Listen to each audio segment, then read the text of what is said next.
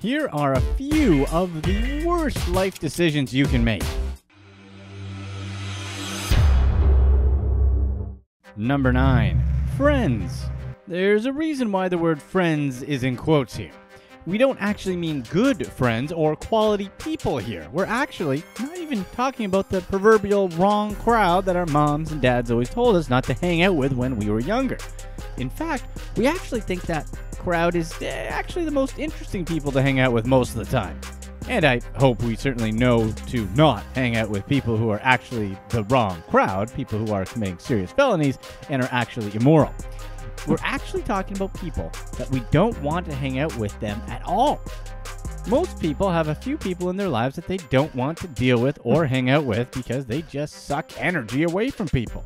But for one reason or another, these people just can't find a way to say no and let these, quote, friends take advantage of them. Essentially, we're just saying if you don't want to do something with someone, then don't do it. Don't feel guilty saying no to something you know you don't want to do. We shouldn't feel obligated to hang out with anyone we don't want to. Life is way too short to spend time with people we don't want to, especially if it's with people who always take and never give. Do you guys agree? Let us know what you think in the comments. And also, do us a big favor and hit that like button. Number 8, car. How is owning a car on this list when it's essential to getting to a job and getting around in the U.S.? It's because of how much debt the average American takes on when they buy a car.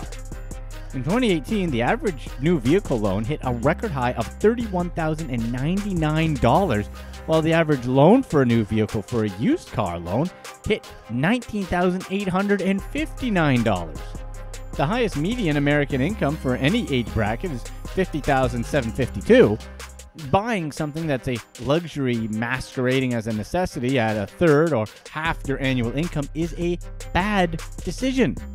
Yes, a car is essential to getting around, but anything more than just the essential is really a luxury. There are plenty of quality used cars that can be bought for $5,000 or less. And there are even pretty nice cars that can be found for around $10,000. Homes and cars are the most expensive things the average American buys in their lifetime, and it doesn't make sense to go into debt for luxury. At least with a home, it can appreciate and we can write off the interest, but we can't do that with a car. Just like we shouldn't be taking out a loan to buy designer clothes, the same applies with a car. We're not against buying luxurious things. If you've got the cash, by all means, go out and buy that Lambo or that yacht. However, if you're making $50,000 a year and then go out and buy a $30,000 car on loan, that's just a bad decision that never pays off. Number 7, social media. Roughly 40% of the world's population, or around 3 billion people, use social media of some sort, whether that's Facebook, Instagram, or an app that we've never heard of. More and more studies are done about the effects of social media and how it affects our lives, but as of right now, not enough is known yet to draw any strong conclusions. However, preliminary studies show that social media actually may decrease the quality of our lives. Why social media is so popular is clear. It's in our nature to want to feel connected to other people, and that will never change. Just like anything else in life, social media done right adds value to our life. One thing that's a complete waste of time is arguing on social media. The perfect example is arguing on Facebook over politics. 99.99% of the time, no one changes their viewpoint and both sides end up feeling worse after the exchange. Okay, we just pulled the 99.9% out of thin air, of course, but you get the point. Plus, even if by a miracle the other person changes their viewpoint, what actually changed? Nothing. Convincing someone that Trump is a great president or that Hillary Clinton didn't delete thousands of emails doesn't change anything in anyone's life. Arguing about something that we can't change is a complete waste of time that we can't get back. Losing hours a day trying to change someone's mind for no point instead of spending time adding actual value to our lives is a bad decision that many people do over and over again. Number 6, tattoos. Is it just me, or do a lot more people have facial or neck tattoos? Of course, tattoos have been around for a long time. The oldest discovery of tattooed human skin date is found on the body of Otzi, the Iceman, dating between 3370 and 3100 BC. Even though tattoos are accepted for the most part in most societies, the type of tattoo and the location of the tattoo still matters. A neck or face tattoo could easily be one of the worst decisions a person makes in their lifetime. Getting some random stars tattooed on the face will probably make a lot of people question that person and their sanity, whether that's right or wrong. And if that person is trying to get a high-paying corporate job, good luck, because it definitely doesn't seem like it's going to be kosher anytime soon. Even business owners and people who are actually rich should think twice about getting a face tattoo. Even though we know that there's tattoo removal, there are cases where it's impossible to remove them fully with laser treatments. Anyways, the message is this: don't get face tattoos, especially when you have to depend on a job for money. Number 5, college. For as long as college has been around, it's been universal that a college degree gives anyone a leg up. Not anymore. The problem is, when almost everyone has a college degree, it means that having a college degree doesn't mean much anymore. We're not saying that college is completely worthless. We're saying that college has reached a point where only certain degrees make it worth the time and tuition to go. Let's face it, who wants to go to school to rack up $150K plus in debt just to get a degree that gets you a job that's barely over $40K a year? With tuition that keeps on rising, it only makes sense to go to college to get a technical degree. It really doesn't make sense to go to an expensive school and come out with an English or education degree, for example. It's essentially a giant math problem. These days, if you know what field you want to go into, do research into the most economical way to get into that field. For example, many new tech startups don't even care about their talent having a college degree. All they care about is that their talent can perform. All you need to do is spend time to dedicate yourself to learn how to code either online or through a specialized course.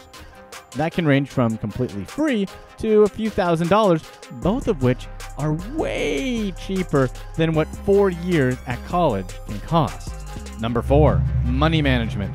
In a perfect world, we would all do exactly what we know what we're supposed to do. We'd all be in shape because we would be exercising most days of the week and laying off the sugar. We'd also have plenty of money in the bank because we'd be saving a lot of what we earn. However, we all know that's not how it goes. The average person doesn't spend enough time focusing on making more money and makes terrible decisions when it comes to saving and investing. The average person treats most decisions like a YOLO life and never properly plan for the future. Why isn't there a class about personal finance in school? Many people have cash flow situations that essentially guarantees that they'll be working until they're 70. Who wants to work all the way until they're 70? Let's all don't forget that life expectancy continues to increase. Instead of working for money, we should be making our money work for us. Instead of a YOLO mentality in the 20s and a working as hard as possible mentality in the 30s, it should be the other way around. We should be working as hard as possible to create different streams of income in our 20s and then live that YOLO type lifestyle in the 30s once our cash flow situation is set. And no, skimping on that daily coffee or whatever sort of penny pinching strategies on essential everyday life doesn't really help. We have to focus on creating cash flows and upping those cash flows instead of saving an extra $10 a day. The earlier we make money means the earlier we get to have our money work for us and not the other way around. Who doesn't want to be able to retire early? Number 3, marriage. Deciding to marry someone isn't a decision someone takes lightly. Getting a divorce is so much pain and money, it's pretty much worth it to not get married legally. We're not against relationships, we just don't see the need for the government to get involved with our personal affairs. If you do decide to do the legally married route, at least make sure it's with the right person. Getting legally married before you've had the chance to fully get to know someone in life is a proven recipe for a disaster. I mean, sure, there are stories of people who got married only after being together for a few weeks and had long-lasting marriages. But that's definitely a tiny percentage of marriages.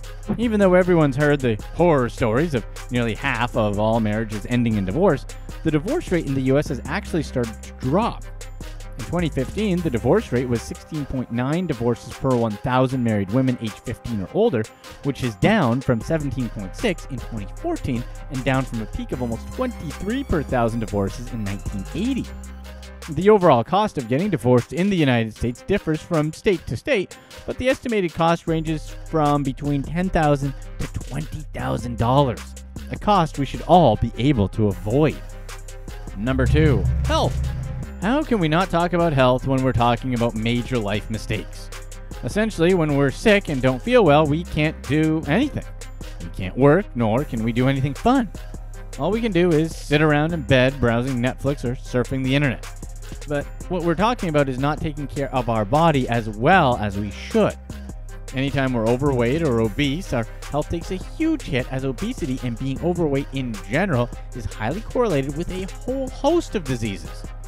We're not even talking about looking like underwear models here.